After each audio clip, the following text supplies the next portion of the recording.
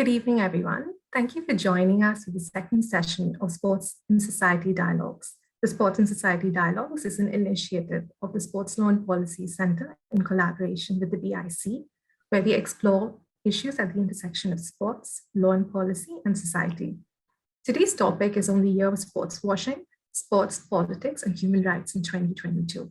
I'm excited to introduce you to our speakers for this evening. We first have Ms. Christina Philippou, who is a principal lecturer at the University of Portsmouth and previously a forensic accountant for Deloitte. She's the Director of Policy at Fairgain, an organization championing financial sustainability in football. Her research is focused on sport governance and corruption, and her teaching concentrates on corporate governance and sports finance. Ms. Philippou also leads the football finance course for the Premier League's EAM program. We have Mr. Florian Yelin as well, who is the Policy and Research Coordinator for the World's Players Association, which is a sector of the UNI Global Union, which represents 85,000 players through over 100 player associations in more than 60 countries. Besides his work for the World's Players Association, he is a PhD candidate at the University of Erlangen, Nuremberg, with a research focus on human rights expectations towards FIFA and the IOC in the context of mega sporting events. Our moderator for the evening is Mr. Shailesh Rai, who is an independent researcher and writer. He's previously worked as the head of law and policy at Amnesty International India and has studied law, journalism, and public policy. Before we begin, if our viewers have any questions during the session, please feel free to type them in the question box on your Zoom toolbar at the bottom of your screens, and our speakers will try to address them at the end of the session. I would now like to hand it over to Shailesh to take forward the discussion. Thanks, Yogita. Welcome again, Christina and Florian. Sports figures are often fond of saying that sports and politics should never mix, but I think history has shown that that has almost never been the case. Going back even to the ancient Olympics, Greek city-states like Athens and Sparta used sports for political ends. And the most striking example in the modern Olympics, perhaps, is of Adolf Hitler's Germany hosting the Berlin Olympics in 1936 to show off German athletic prowess. So while the term sports washing itself is a fairly recent coinage, the practice itself goes back many, many years. And it's been a way for governments and businesses and people, individuals who faced criticism for their actions, to use sports to basically launder their image and their reputation and use sports as a PR tool. 2022 seems to be a high point for this phenomenon, with everything from the Beijing Winter Olympics to the FIFA World Cup to several other sporting events where sports washing has been in the limelight. To start this discussion, I'm going to ask both our guests about how their own work has engaged with this practice. Maybe starting with you, Florian, could you speak a little bit about how you see this phenomenon of sports washing as it exists today? Surely, thanks, Shailesh. And I would first like to start by thanking the organizers of today's discussion for the invitation. It's my real pleasure and privilege to represent the World Players Association here on this panel. And just to give you a bit of background, which really provides a good segue into how we deal with sports washing, what our mission really is to champion the dignity of the player and the humanity of sport. And to really realize this vision, we have a three-part goal, which is, first of all, that the human rights of everyone involved in the delivery of sport must be respected, protected, and when necessary, upheld. And secondly, the same must be true for the rights of the players. And thirdly, the impact of sport must be positive in terms of economic impact, environmental impact, but also the social and societal impact sport has. And this really provides a good framework in terms of how we deal with sports washing. As you already alluded to, it's not a recent phenomenon.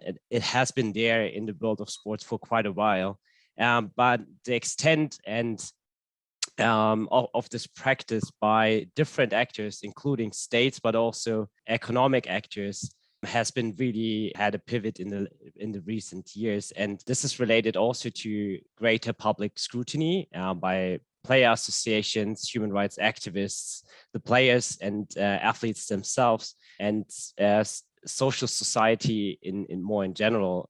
And this has been came out in 2015 quite prominently when we saw the awarding of the Football World Cup to Qatar.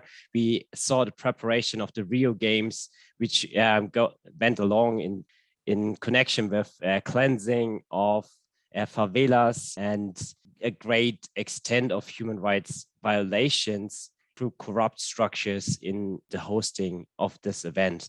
So for us, sports washing is definitely a phenomenon which is problematic because it goes hand in hand with direct human rights harm and impact, but it's also a symptom of bad governance structures and the lack of sport governing bodies to embed respect for human rights under the framework of the United Nations guiding principles on business and human rights, which are acknowledged as the authoritative standard to realign sport and human rights. And through our work, we have a long-standing track record on advocating, especially for sport governing bodies to address the responsibility, embed human rights and respect for human rights in their statutes, in their governance structures, and their operations, to conduct human rights due diligence when they award, for example, mega sporting events, but also in regard to all their operations, to screen, to assess and identify human rights risks associated with those practices, and then to address them by mitigation measures, by measures to provide compensation to survivors and victims of human rights violations, but also in terms of capacity development and really developing a framework where they're able to deal with those issues proactively instead of, as we see now, very much reactively. Thanks for that. Christina, could you tell us about a bit about your understanding of the phenomenon of sports washing itself, and also how it's changed over the years, particularly in recent years, given the rise of things like global fan bases and social media and increased individual athlete activism? Yeah, thanks for the question, Shailesh, and thanks everyone for participating today. Please feel free to ask questions in the chat box. My background is financial, which, people might say, what does that have to do with human rights? But actually, a lot of, as Florian's already mentioned, a lot of issues around both governance and corruption are intrinsically linked with issues of human rights. And actually, we see a lot of human rights violations where there is a lot of money flowing through and lack of controls around that. So the two are very much interlinked. In terms of the kind of sports washing side, my background is kind of financial. So I've done a lot of work on anti-money laundering and anti-corruption over the years. And, money laundering is taking illegal money and turning it into what looks like clean money. And sports washing is precisely the same thing with kind of images. So you're taking something that is unpalatable, shall we say, and trying to make it look really good. And we are seeing, you mentioned, Shailesh, at the start, some really good examples of what it was like in, the ancient Olympics and what we kind of saw there. What we're seeing a lot more with things like social media is a rise on both sides. So you're seeing sports washing becoming more prominent, but you're also, because there's a lot more money in sport, but you're also seeing a lot more of it being called out in the public domain. You're seeing it a lot more in the media. You're seeing a lot more fans actively talking about it. And, from a human rights perspective, that's really good, because a lot of this stuff traditionally was used to almost sweep the bad things under the carpet and then go, look, don't we look great? But actually, we're seeing a lot more of the violations and the breaches being called out, which I guess are some of the more positive movements. So we're not all looking at all the depressing stuff of human rights violations the whole time. Thanks. Yeah, and I think this is something that, we can possibly discuss a little bit more also about why does sports washing still work if there's so much attention if countries and businesses are being called out for what they're doing. I think since this is a fairly complex topic, maybe it'll be helpful to break it up a little bit and start with looking at the hosting of major sports events like the Olympics or the Football World Cup. And Florian, maybe we can start with talking about the Beijing Olympics, the Winter Olympics occurred in the context of widespread human rights violations in Hong Kong, very serious accusations of ethnic cleansing of Uyghur Muslims in Xinjiang. Some countries chose not to send diplomatic representatives to the games. And then just before that, there was the disappearance of the tennis player Peng Shuai. So how exactly did a country like China use the Olympics as a way to burnish its public image? Sure. And I think you really spot on pointed, and some of the human rights challenges associated directly with Beijing Games. What has not been mentioned is from a player perspective, but also from a human rights perspective, pretty relevant is the ongoing pandemic, the COVID protocols in place, and the high infection rates we saw. So it's a health and safety issue for the athletes, the volunteers, the officials as well. And some of the measures in place, like isolation, were pretty severe and quite questionable under a human rights lens. But going back to, so that's just an additional layer of human rights challenges associated with that event. But if we take a step back and look at the incidences you just described, what was clear right from the beginning is that China will be a challenging environment in terms of like hosting this event, while also considering human rights and also embedding respect for human rights. The hope, I think, from the beginning was that the IOC would be able to build on the 2008 Olympics in Beijing, which were already quite questionable in terms of their human rights impact and legacy. But since then, the world has been tremendously changed, and also China's political landscape and foreign policy has dramatically changed. So it was clear that the environment is not the same as 2008.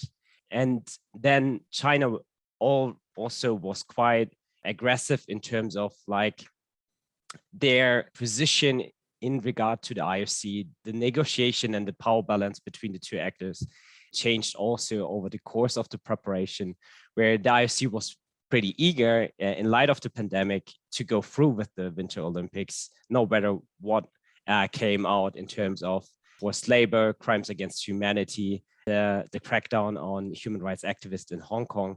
So there was a desperation at the end of the IOC to go through with the Winter Games because it's one of their biggest revenue sources after the Summer Games.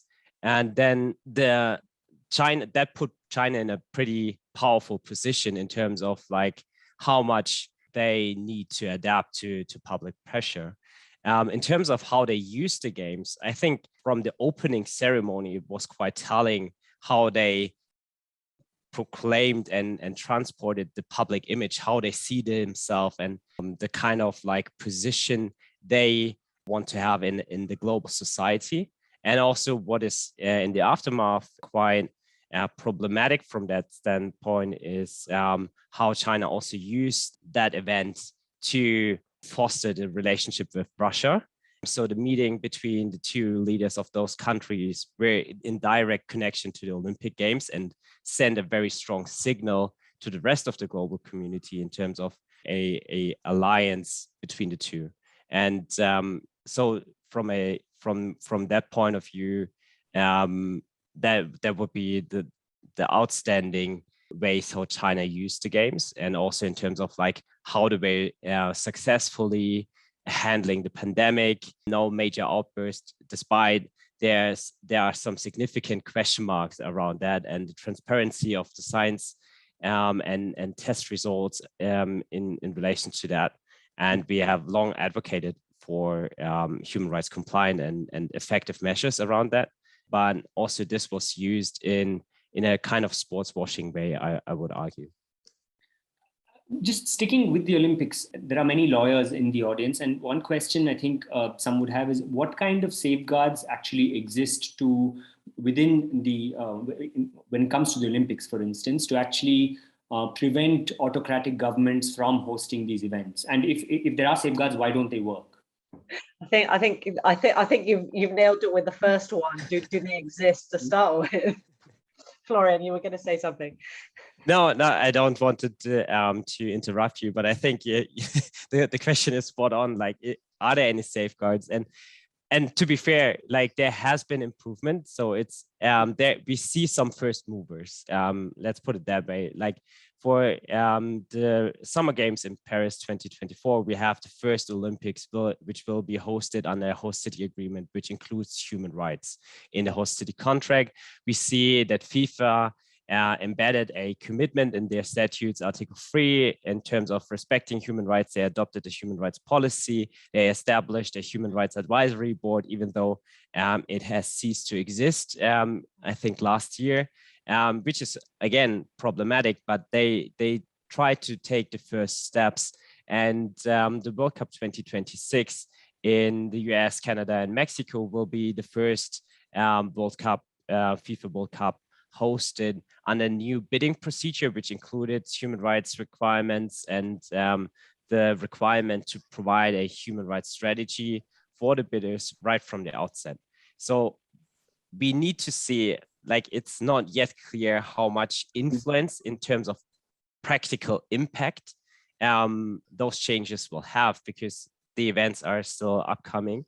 And we remain to see some of the, I would say, underlying root illnesses in terms of sport governance coming through also in the hosting process there, which is unilateral power, sport governing bodies unilaterally deciding standards and setting the law for themselves, insufficient stakeholder consultation, and so on and so forth. But I think it's also important to, first of all, acknowledge that there has been some changes, and more sport governing bodies, even though reluctantly, are starting to at least engage in those conversations and to initiate processes very, very slowly.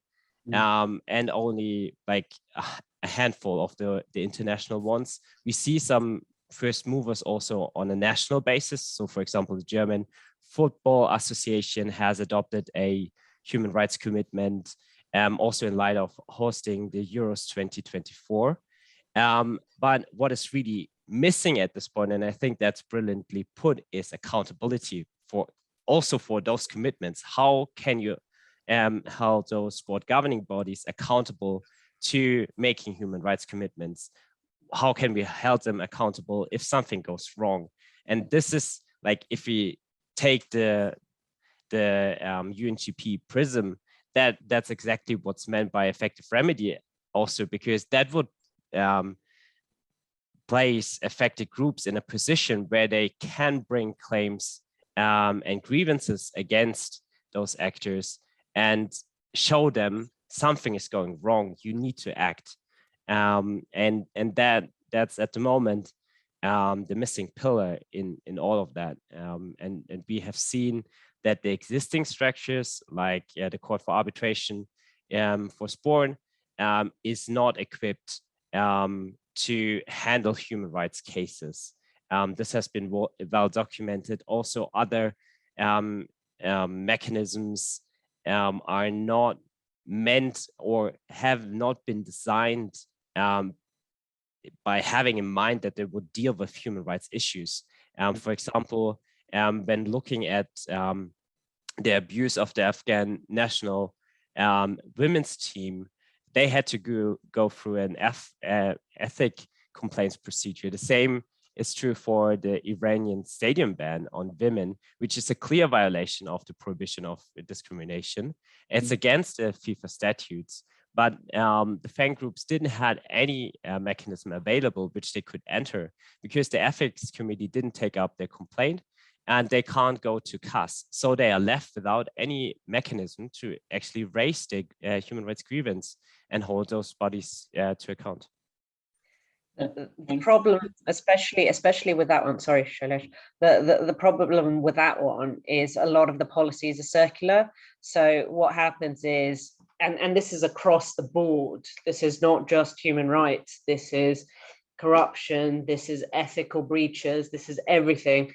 A lot of the organizations basically just don't have an independent arm. So what happens is they come to somebody, very often either somebody who is involved in the situation or somebody who is good friends with or happens to know the person who is involved, and they're the ones that are effectively deciding whether it should go through to the disciplinary panel or whatever.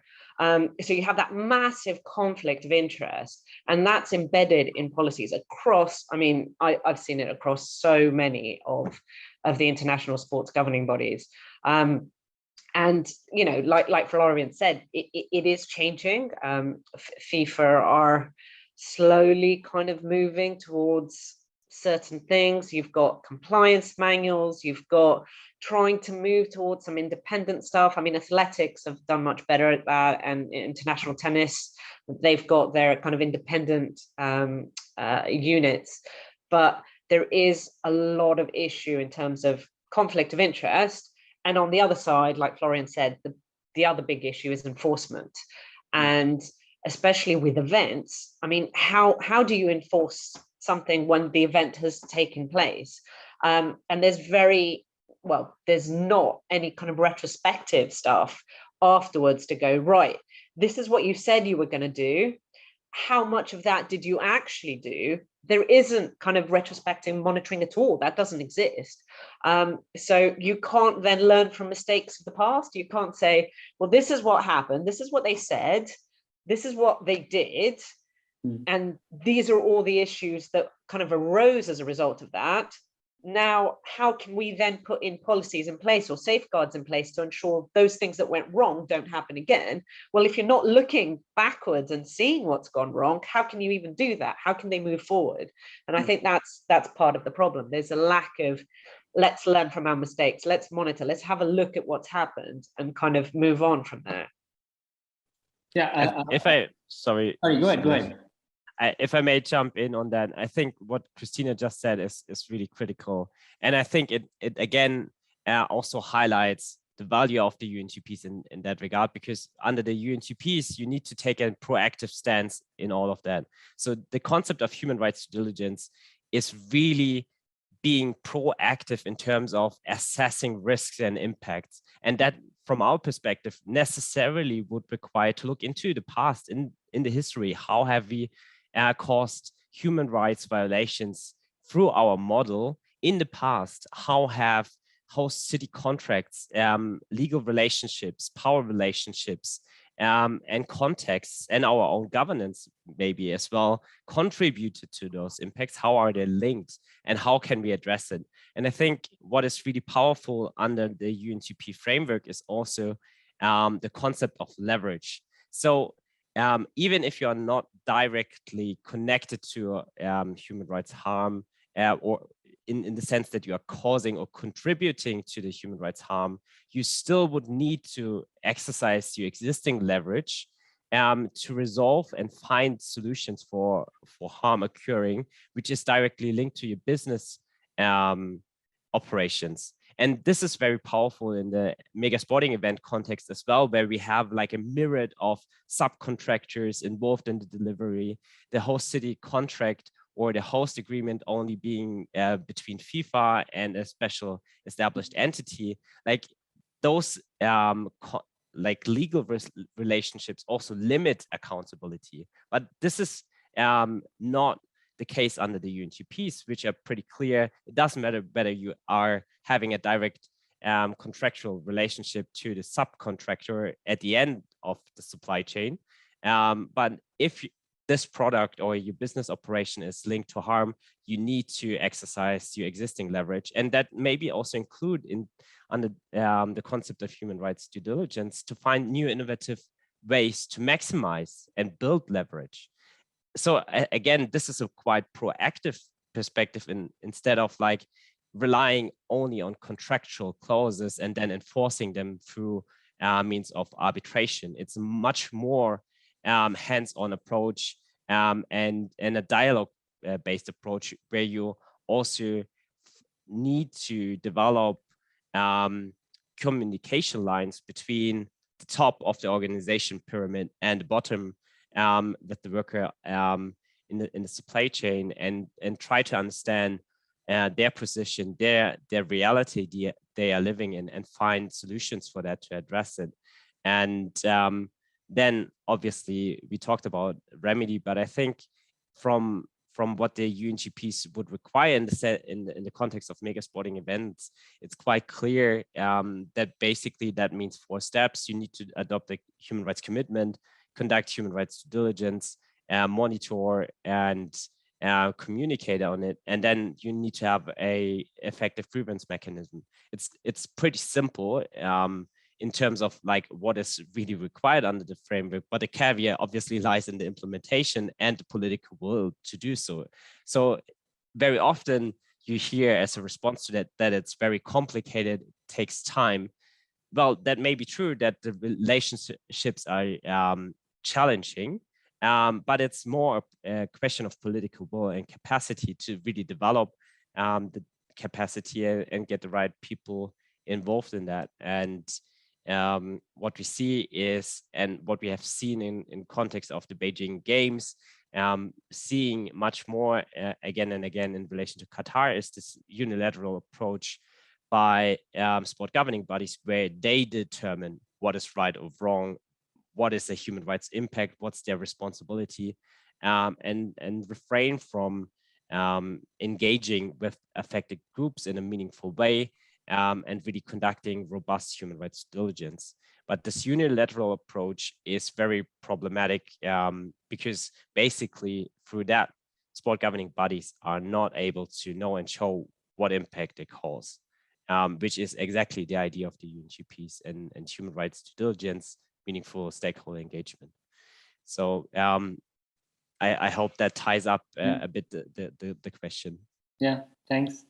Christina, do you think FIFA has learned any lessons? I mean, given experiences with Brazil and with Qatar now? It's look, like I said, there's clearly been improvement, right? There are things that are coming in. There's, you know, a lot more kind of emphasis on compliance. They are thinking a lot more about independence. They are thinking more about the bidding process. There has been a clear movement, even in the last, 4 years, across what they're doing, how transparent they are. There's, stuff didn't exist. They didn't even used to publish their accounts, right? Those are now available. There's a FIFA legal website where you can kind of see stuff. There is improvement. Is there a long way to go still? Obviously. But, the movement is in the right direction, I think. Having said that, there's still obviously the issue of how do you stop that from going again, and have you learned lessons from the past? And I think unless you start acknowledging that mistakes have been made in the past, it's very hard to then sort of move on fully. And I think there is some issue around that generally, where, and it's not just FIFA, it's a lot of the sport governing bodies that don't like to acknowledge where things have gone wrong. The other issue they're obviously having is who bids for these big events, because you're seeing a lot of the sort of more compliance, less autocratic countries who are held accountable, because the accountability of public funds is so much stronger in those countries. You're seeing fewer and fewer of those actually bidding for the large events. Yeah. So when you have more and more of, when you're effectively left, which it hasn't happened yet, but the way the things are heading is you're going to be left with just a pool of sort of autocratic states with lots of issues. How do you then go, well, we need to give it to somebody, right? How do we put the safeguards in place? And I think you are unfortunately seeing the movement is in that direction. You're seeing less of the sort of more accountable states actually bidding for these large events, and more of the less accountable states bidding for them. So there is that problem to kind of address long term. Yeah. But another form of sports washing, of course, is through event sponsorship by businesses or billionaires. One example is Emirates Airlines and its sponsorship of cricket and tennis and rugby events. And the UAE, of course, like many other countries in West Asia, is severely repressive of free speech, any form of dissent.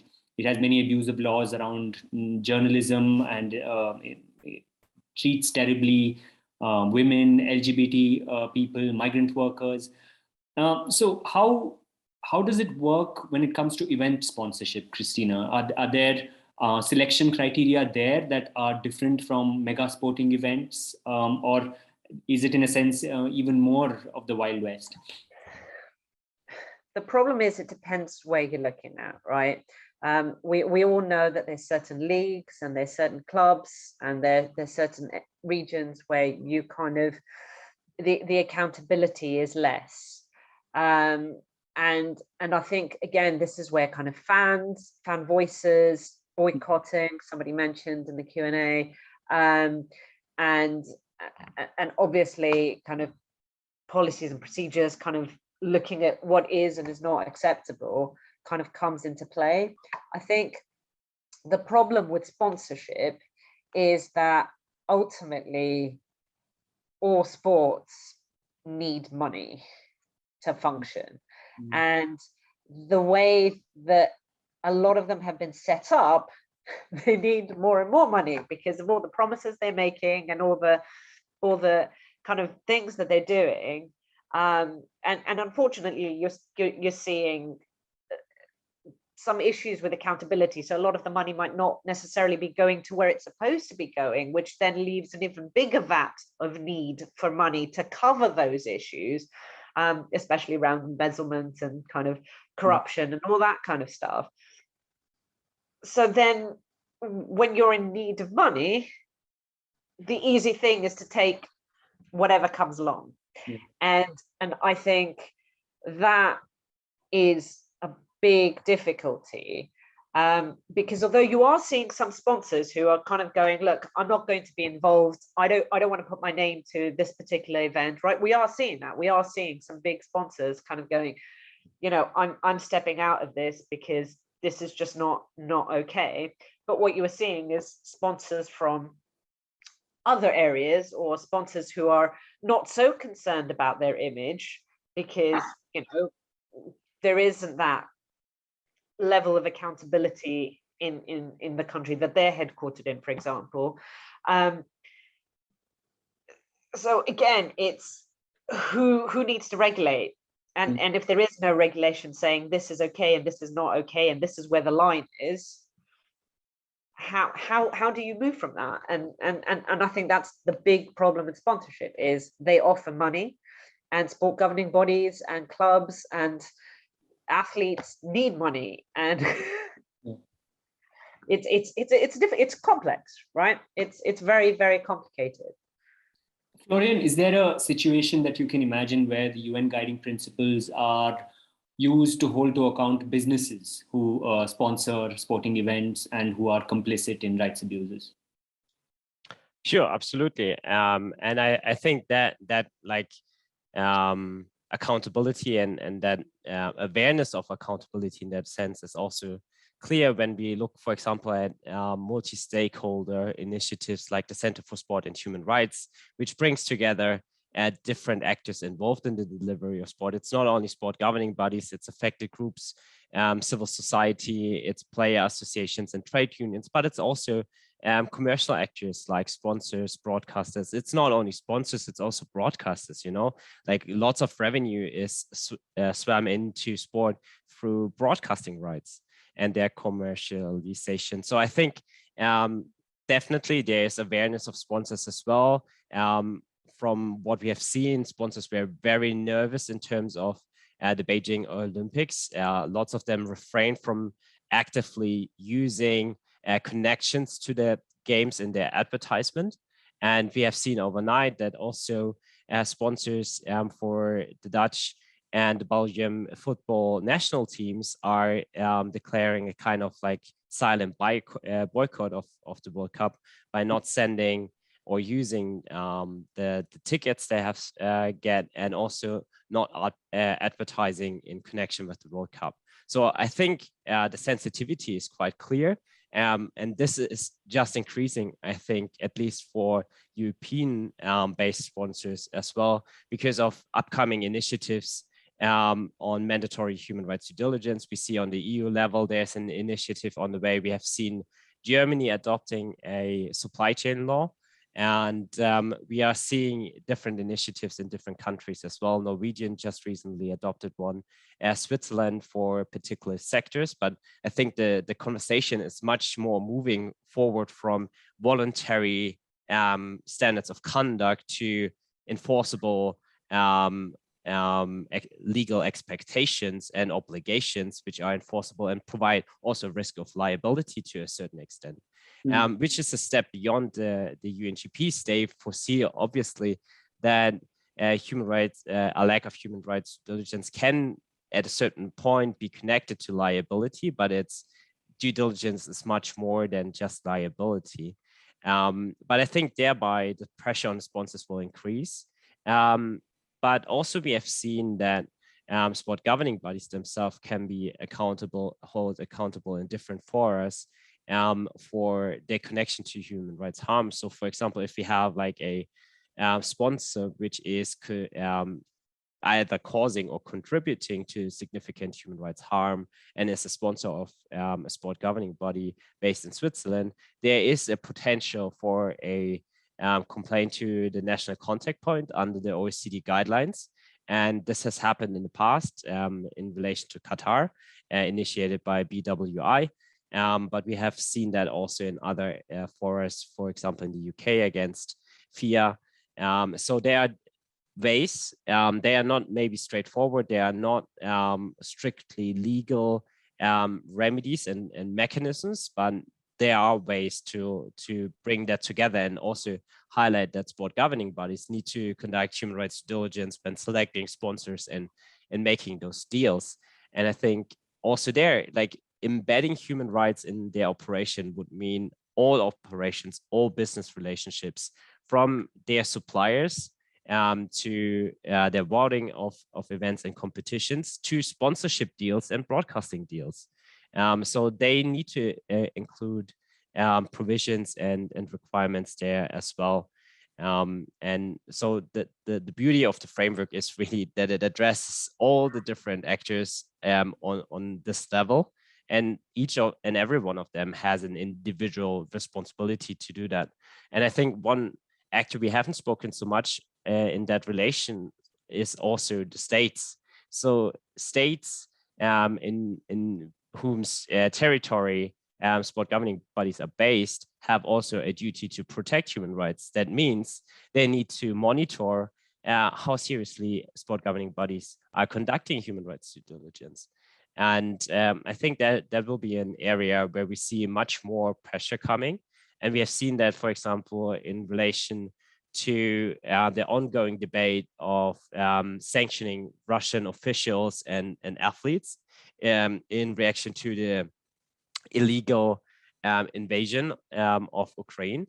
And the Swiss government has come out quite outspoken in terms of their expectation that the IOC is banning Russian IOC members until this illegal invasion has stopped and peace has been restored, and the international legal order has been restored in that respect.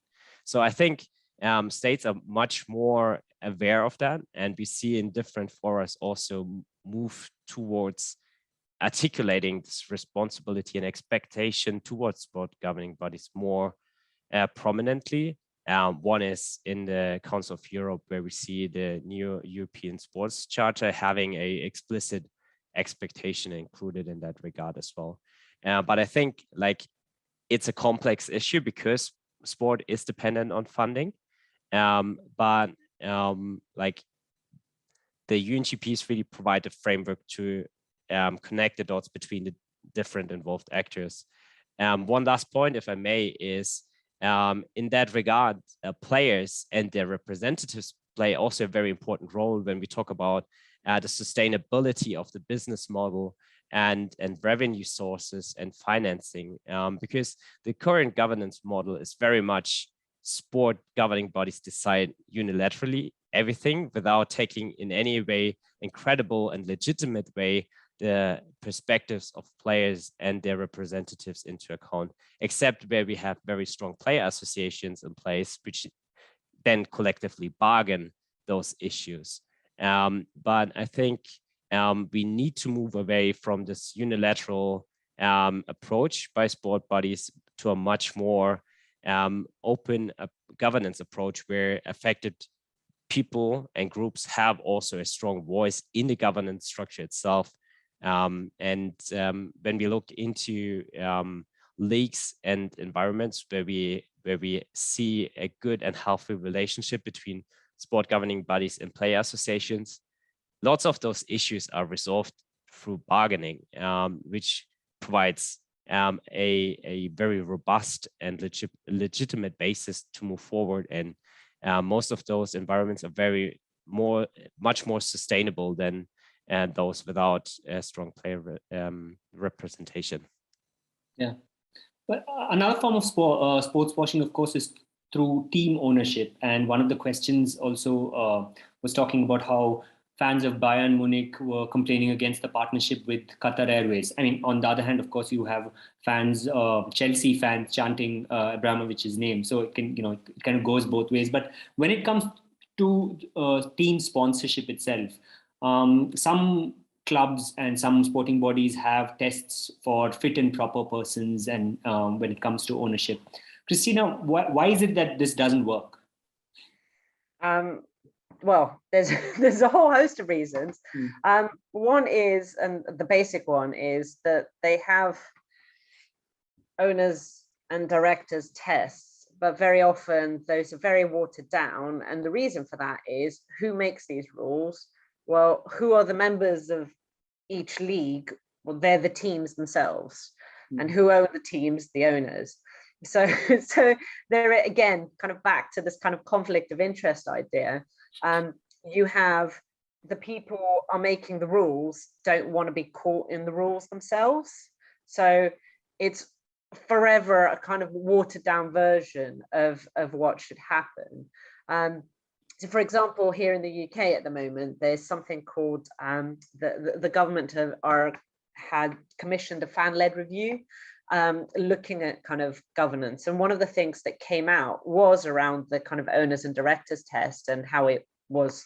There's different versions of it, depending if you're talking about the Premier League or you're talking about the Championship. And there's also kind of different levels of what the tests do, but most of them are very, very mild, right? And again, it's because who makes the rules? The members, and the members are the team owners themselves. So there is that's a kind of standard issue.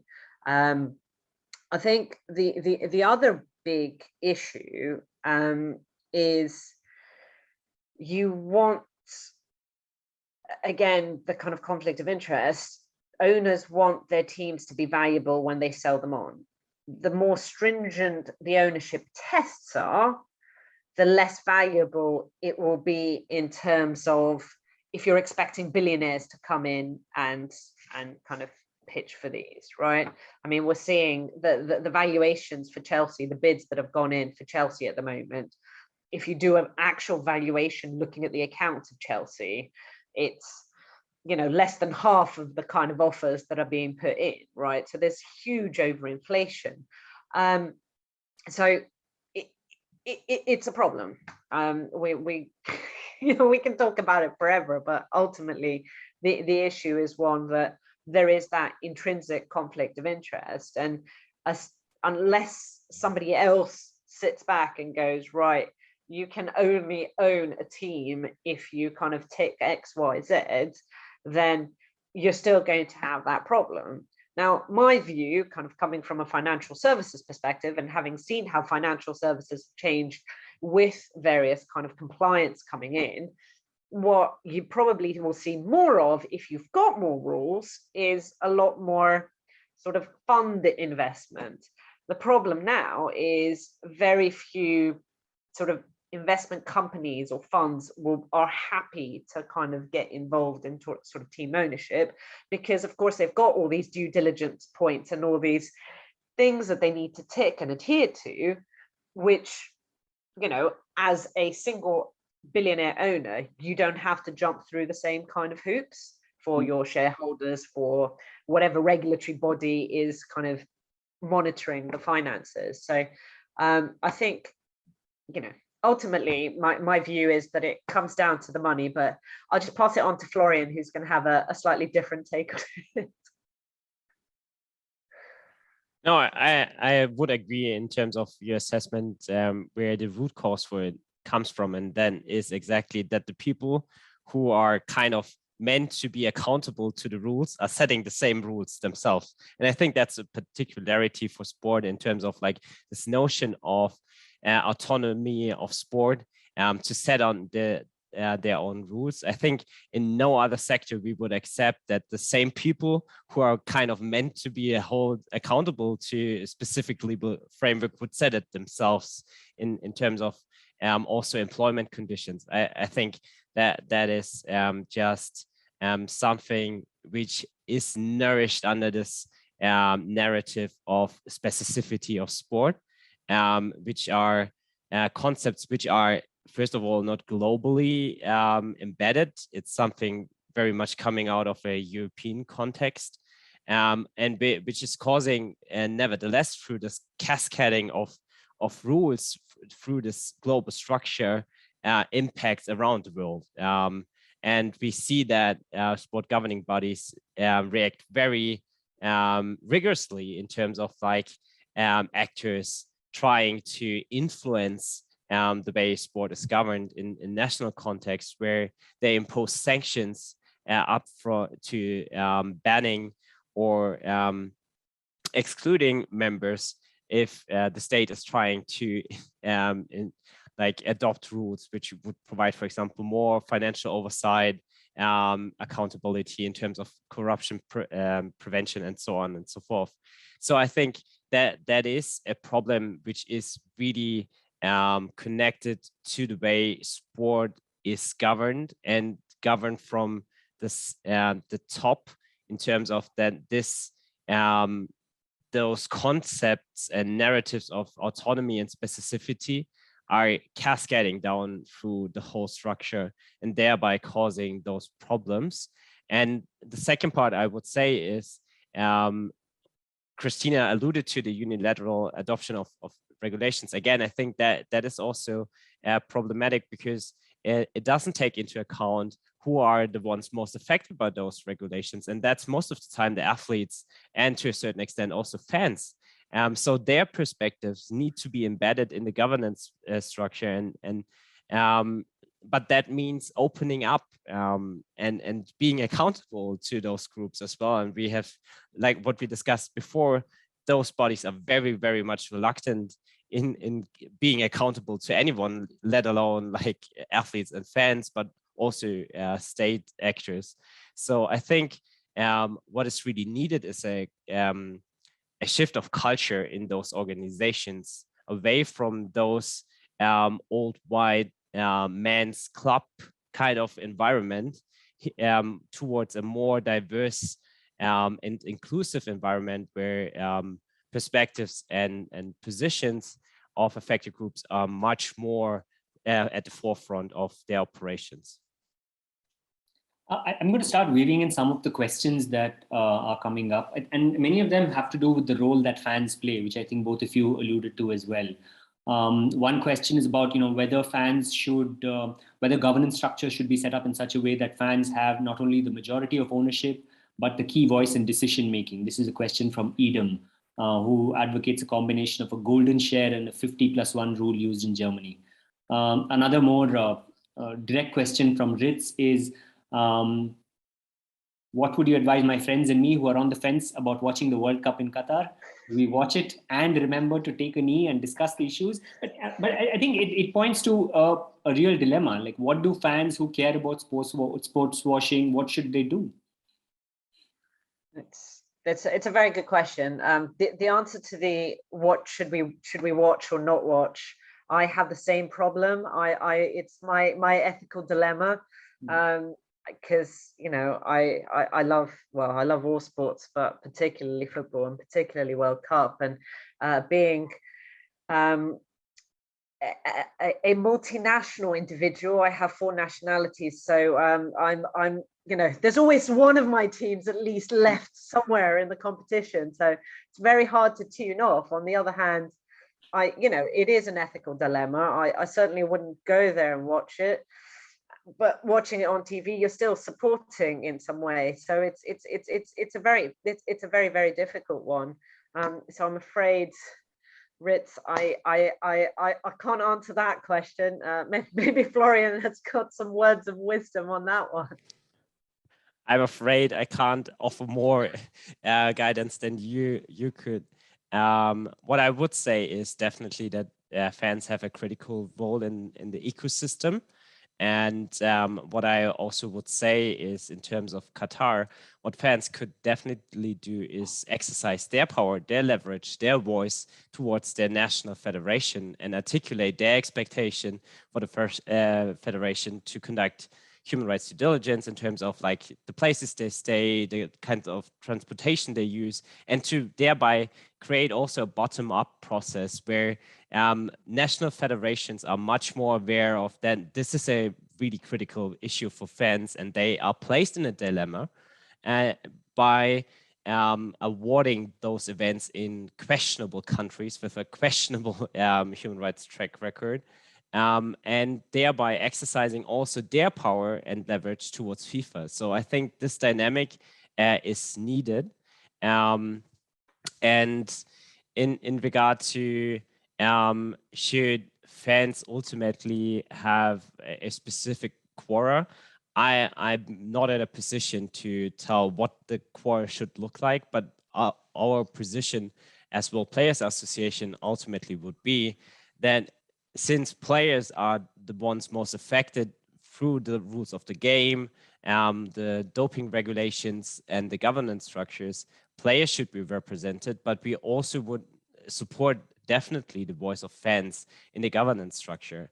How that should play out in practice and who has what kind of quota in those structures, that's something for another day of discussion. But I think at first, the conversation must be directed in this space where sport governing bodies are aware of that players and fans are no longer accepting this unilateral approach.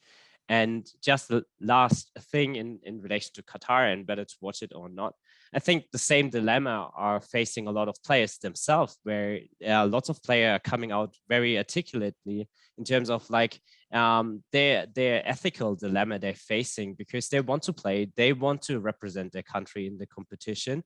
I mean, it's a culmination of their career to a certain extent, and then they are forced to go to a country where they had no say in the selection process, and are brought, even if indirectly, in connection to tremendous human rights harm and suffering, and even people dying on the construction sites. So their public image is directly connected to that, and it's also their brand to a certain extent. So they have every right to be frustrated, as have fans. And more and more players are taking an active stance in that and articulate exactly that concern, demanding national federations, but also FIFA to step up and get their game right in terms of conducting human rights diligence. So I think it's a dilemma not only faced by fans, but also the players. And yet again, I can't offer any more wisdom than Christina already shared in terms of whether you should watch a game or not. On the fan question, I must say, as a former Amnesty International campaigner and putting on that hat, I think one thing that fans can definitely do is spread the word about the abuses that you know about. So when you are talking about your favorite player or your favorite players, also let other fans know about your concerns about the hosting events or the sponsors, so that more people. There may be, you never know, a tipping point when there are enough fans who care enough about a particular issue for them to actually leverage and be able to get some pressure to bear. Florian, one question I had also, again, related to what you said about the dilemma of players is when it comes to the hosting of mega events, and what happens to the athletes from the countries who are accused of sports washing, and sporting fans from those countries who, may often have nothing to do with the abuses done by the state, or may even be actively opposing them. do you see this playing out differently in any way in the near future? I mean, that's again a brilliant question. Thanks for that. And I think it was very interesting when you mentioned China and the case of Peng Shuai, because I think that is a good example how that puts people, fans, or players in harm's way if those events are hosted by states which have a problematic, to say very diplomatically, problematic human rights track record. And I mean, with Peng Shuai, she basically disappeared for a number of weeks and nobody knew where she was. And we have seen also how those autocratic states react to criticism coming from athletes and fans. So I can name two examples: the Belarusian sprinter from the Summer Olympics, which was nearly abducted by the Belarusian sport officials, and because she expressed some frustration with some sporting decisions. So she was nearly abducted and taken back to the country, and God knows what would have happened if they would have succeeded. And the other one is the case of the Iranian wrestler Navid Afkari, which was even executed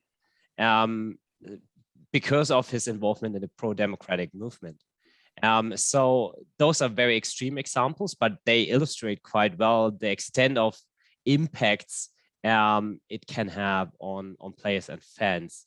And when we take a look into the context of Qatar, where now advice have been given to fans of the LGBTIQ plus community not to take any symbols of that community to Qatar and into the stadiums. This is in itself a human rights problematic advice and perspective, but it also highlights the risk associated for this fan group to go even to Qatar, and it can have tremendous and devastating impacts on their lives. So those are definitely matters where again we see sport governing bodies in the position to assess their connection to those harms and exercise their power. For example, with Navid Afkari, we strongly advocated for the IOC to adopt sanctions against Iran, which is a way of exercising leverage, because the execution of Navid is a forfeiture of the right to even be part of the global sport community, because executing a athlete purely because of their political perspective must necessarily be a fundamental contradiction to any sporting values enshrined in the Olympic Charter. But again, the IOC was very reluctant in adopting such sanctions and even taking a public stand in this case. So definitely there's lots to be done in terms of really making sure those bodies understand what human rights due diligence means, to make sure that players and fans are safe. And one last aspect I would throw into the mix is that the IOC in itself is trying to regulate, if not restrict, athletes' voices with their Rule 50, which was a very prominent issue last year in light of the Black Lives Matter movement, the Me Too movement, and taking the knee on the field of play. And what the IOC basically said is, well, there's a right to freedom of speech, but we decide how it should be exercised and when and where.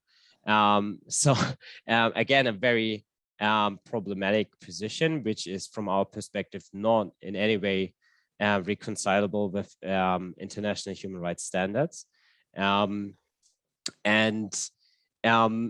The aspect to Rule 50 in that regard is that it not only opens up or provides a possibility for the IOC, and NOCs, and IFs to sanction the athlete, but it also sends signal to those autocratic states. If they crack down on the athlete after the games, they don't have anything to fear because the IOC in itself is sanctioning the athlete. So there is no accountability to be expected from that space. And that was one aspect we also highlighted in the review process of Rule 50, that it's not only the rule in itself, but also the lack of safeguarding measures to ensure that athletes can use their voice in a safe and protected manner and don't have to fear retaliation by autocratic states when coming home. Yeah. Christina, is there anything you want to add? I think that kind of pretty much covers it. But I did have a quick point about the kind of 50+1 and kind of fan engagement in actual clubs point, is that kind of from a governance perspective, it is important to have a fan voice, just as it is important to have an athlete voice. Where it kind of becomes difficult is when you're kind of thinking at it from a board's perspective, and board needs to be a certain size. You can't have 5,000 people on a board, and then you kind of have issues with that. And having just one representative, so having one athlete representative or having one fan representative to represent all the thousands of fans just doesn't kind of work. I mean, it can work, but they don't have sufficient voice or sufficient power in there. I'm a big advocate of having both, but also having non-executive directors. So you have at least a big group of not the sort of ownership, same thinking, groupthink of kind of the executive running of a business, have some kind of outsiders looking in as well. The problem with the 50+1 rule is it works great in Germany because it's always been there. Changing what is already in place in other places doesn't kind of work from from a legal perspective, from a kind of getting everybody involved perspective. The issue with fans buying a club or or an athletic union or whatever, is that the money tends to be much less than if you're getting a billionaire owner in, and the skill set that they can afford therefore becomes much less, and you are increasingly seeing competitive biathlons falling across all leagues, whereby the clubs with the more money are the ones that are winning stuff all the time. So if you want to win stuff, you probably won't be fan owned. If you don't mind, if you just want to be a community club, then fan ownership works brilliantly. So those are kind of some thoughts. That's not me saying I'm pro or against it. It's just there's so many complex aspects to it, and it's probably a conversation for a different time before we get completely derailed. Yeah, that's a difficult dilemma to resolve. One point that I know certainly Chelsea fans had raised is that there are hedge funds who don't have the cleanest hands who also own clubs, and I guess this could also apply to sporting events. There are countries which are not autocratic but which have carried out human rights abuses. I mean, the US in its war on terror, drone strikes in Afghanistan, the treatment of prisoners in Guantanamo, but countries like those aren't accused very often of sports washing. They may be accused of other things, but not sports washing. So, do you think there's some merit to this? I mean, it could be called whataboutery, but it could also be seen as pointing out differing standards when it comes to looking at the history of certain people or certain countries. I think ultimately nobody is 100% clean, right? I think it's more about the accountability angle, and if somebody says we've done something wrong and it's in the press and it's everywhere and we kind of go, yeah, we've done something wrong, that's very kind of different to us going, this isn't, this is what's happened. Okay, try and shut down the press, shut everybody down, make people disappear that are, kind of bringing these accusations, shut everybody up as much as we can, from any aspect, kind of legally or illegally or whatever. So I think there's kind of also different lengths and different kind of depths of these kind of issues. And I think, I completely agree that there are issues with pretty much every country. Well, not pretty much, every country in the world, and most people that kind of have money to put into sport, but it's that kind of balancing act. And I think fundamentally it probably just comes down to accountability, where some people are accountable, or some countries are more happy to be accountable for issues and therefore fix stuff or start fixing stuff than others. And I think that's probably where the line is, although it's obviously quite blurred and quite hard to pinpoint exactly where it lies. Don't know, Florian's looking very pensive. No, I would agree with your differentiation in terms of like, I would say there are different maybe layers to that in terms of like what is sports washing and when it becomes a real problematic aspect. So definitely the lack of active civil society, thereby lack of accountability, like which we see very much in the Gulf region, where you don't have active civil society because it's too dangerous for them to be active and to advocate and to bring those issues to public attention. So that is definitely an aspect. I would agree with Shailesh first kind of intervention in terms of there is definitely a risk of double standard. And I mean, like this discussion was very prominent and at the forefront in terms of the sanctions against Russia now, where questions have been asked, why haven't sanctions been imposed for the illegal war against Iraq, for example? And I mean, that's a very legitimate question from our perspective. This doesn't render the sanctions against Russia invalid, but it only means that in the future, the same standard has to be applied to each and everyone in terms of that a breach of fundamental values and rules of the international society also need a response from the sports world in terms of exercising leverage. And that comes down to human rights due diligence again, because that is something they need to conduct in terms of everyone, like not only Russia, not only Belarus or Qatar, but also the US, Germany, France, and Spain. And certainly there are always, no country has a clean human rights track record. That's simply not the case. And we have issues in each and every country. But the question is, what is the kind of like environment in which those harms and violations occur? Is there a way for survivors and victims to achieve accountability, to achieve remedy, or is it simply not possible to even articulate those issues? And I think that those are the different layers I see to it, and would very much agree with Christina on that. But in terms of like how there's a risk of double standard, certainly there is. But I think that's the task for civil society, human rights advocates now to hold sport governing bodies to the standard established in relation to Russia and demand that the same standards are applied to each and every other country as well. I'm just going to ask for your thoughts on some of the comments that have come in, and some of them point to the link between sports washing and systemic issues in sports governance, which have come up again and again. I think the reliance on over-reliance on private investment. Eden says it's really quite sad that revenue and profits is almost always put ahead of the goodwill benefits that sports brings.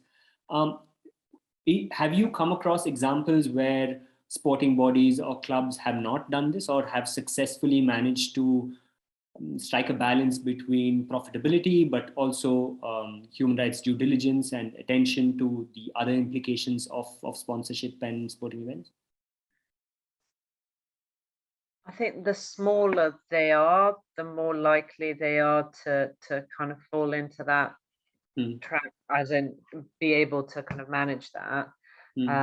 I think the bigger, the problem is pretty much every single sport governing body started as an old boys club, right?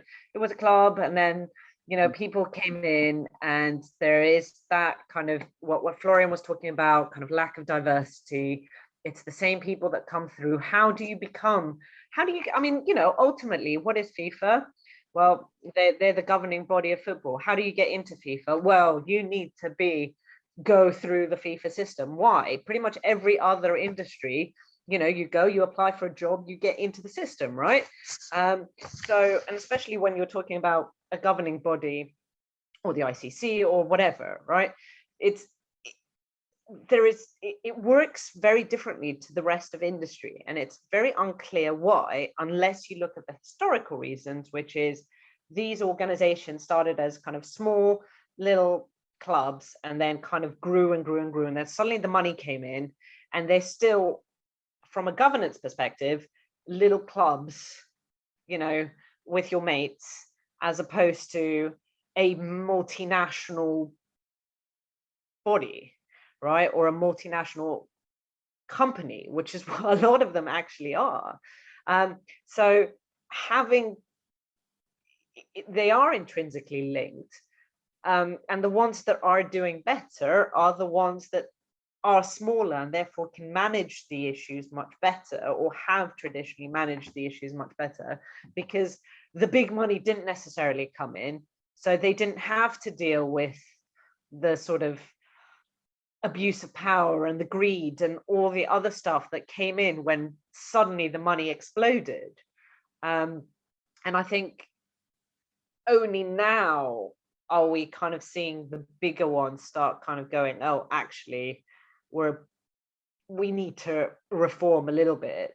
And I think a lot of that reform has come off the back of, you know, media scrutiny, fans complaining, and kind of sponsors, right? I mean, we talked about the sports washing side of sponsors, but also they've had a lot of power in terms of going, look, we're going to pull our funds.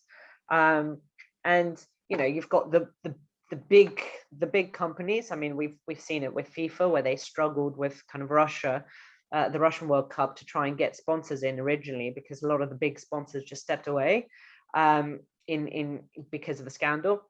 But you also see it in kind of small scale stuff. So there was a case in England, well, actually Scotland. Sorry, a small football club called Wraith Rovers, and they decided to employ a player who had been convicted in a civil court, sort of found guilty of rape. And the big sponsor for Wraith Rovers was a well-known female writer, and a lot of the fans also were complaining, what are you doing? And the board just kind of overruled the fan voice and said, well, we want the player in, whatever. And what happened was, this famous author, she just pulled the sponsorship. The women's team left, all the grassroots girls teams left, and suddenly this club was left with, you know, no major sponsor, and most of their community having upped sticks and kind of cut ties with the club. So there is kind of examples of where it has worked, where, you know, sponsors have pushed, where fans have pushed, where boycotting has kind of worked. But kind of coming back to the issue, it's the governance itself. And until you start going, well, this is a multinational company, and therefore we need the governance structures that you would find in a multinational company, as opposed to the governance structures that you would find in, you know, your local book club or your local football club that you've just set up with your mates to have a kickabout, or, you know, your cricket club or whatever. Until we see that across the board, we're going to keep seeing all these issues come around again and again and again. I think we are almost at the end of our time. So maybe one last question to the both of you. Maybe starting with you, Florian. How hopeful are you? Have we seen peak sports washing, or are things going to get worse before they get better?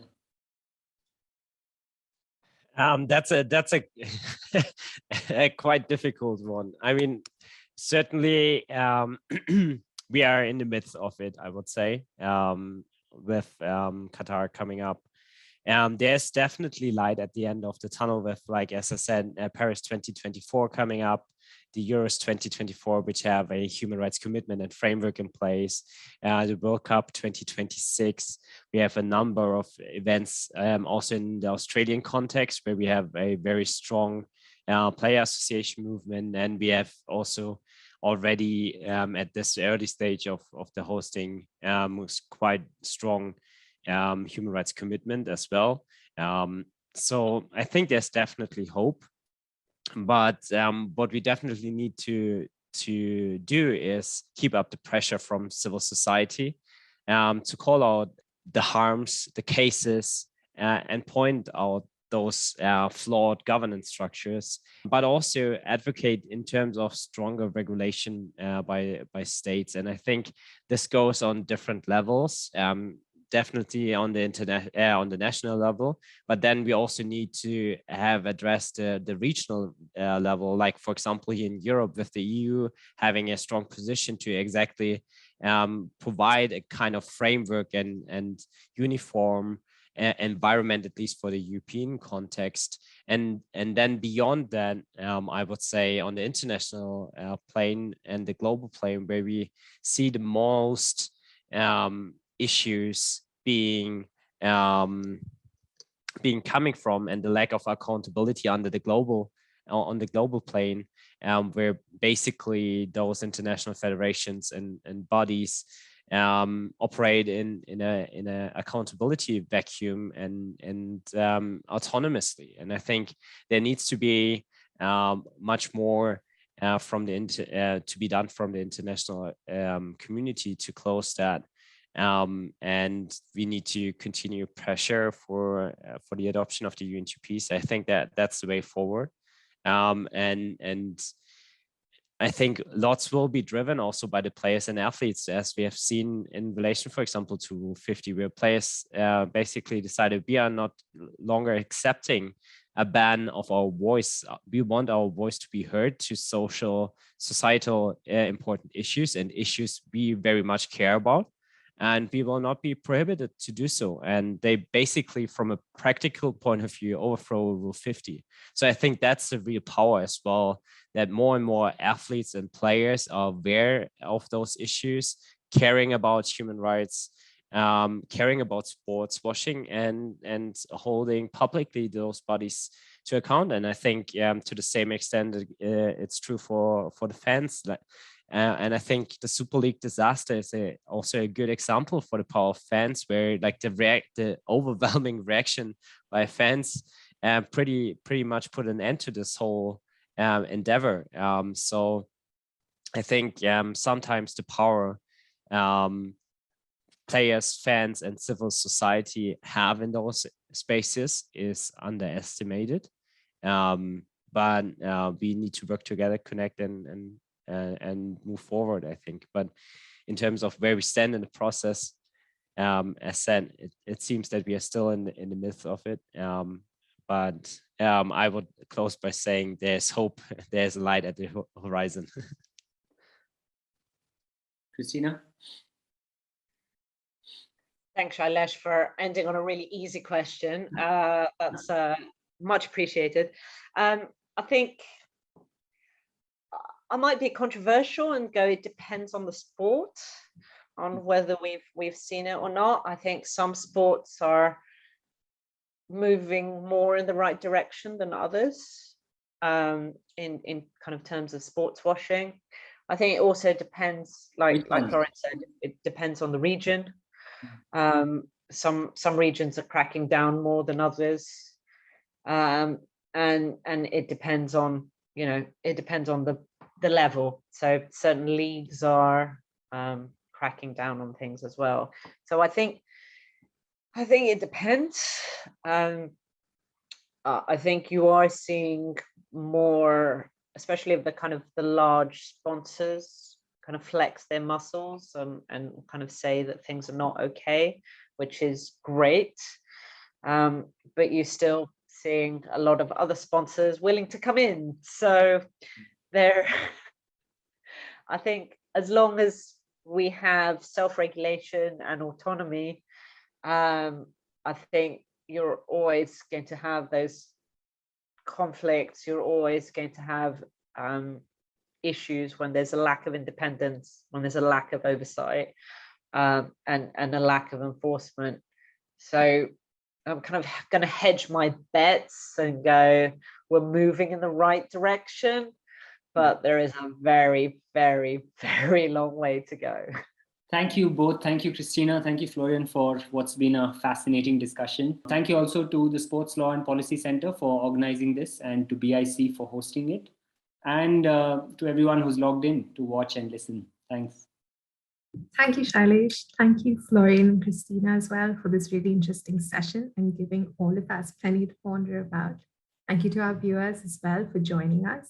If any of you would like to revisit any part of this discussion, a recording of the session will be available on SLPC's YouTube channel very soon. Thank you once again, and I hope you all have a great evening. Thank you.